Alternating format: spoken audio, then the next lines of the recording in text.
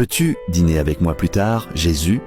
Juan a invité Jésus à dîner chez lui. Il n'avait pas grand-chose et tout était simple, mais il a fait tout son possible pour lui faire plaisir. Il a préparé du riz avec des haricots et a sorti un morceau de viande qu'il gardait pour les grandes occasions. Il a dressé la table avec la seule jolie nappe qu'il possédait et a tout préparé pour recevoir l'illustre invité. Alors qu'il terminait les préparatifs, quelqu'un a frappé à la porte. Juan s'est précipité pour ouvrir. C'était une femme avec un enfant dans les bras, visiblement fatiguée et affamée.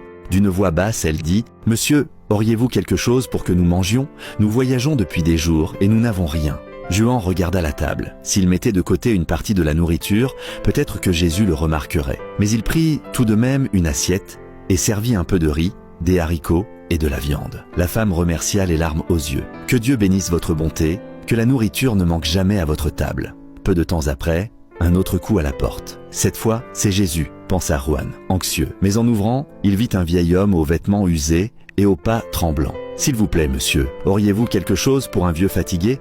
J'ai seulement besoin d'une assiette de nourriture. » Juan hésita un instant, mais aussitôt il retourna à la table et servit ce qui restait de viande, ainsi qu'un peu plus de riz et de haricots. L'homme remercia avec un sourire et dit « Le Seigneur verra votre générosité multipliée, que Dieu soit toujours avec vous. » Alors que la nuit tombait, Juan entendit encore une fois frapper à la porte. Le cœur battant, il alla ouvrir. Cette fois, c'était Jésus.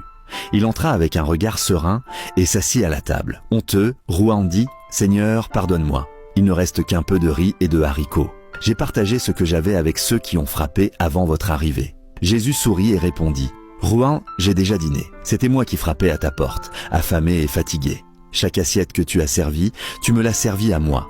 Heureux ceux qui ont l'amour et la charité dans le cœur, car ils nourrissent l'âme et l'esprit. » Juan comprit à cet instant que sa bonté était le véritable banquet que Jésus attendait. Et cette nuit-là, sa maison fut remplie d'une paix qu'il n'avait jamais ressentie. Si vous êtes arrivé jusqu'à la fin, partagez cette vidéo et commentez d'où vous regardez ce contenu.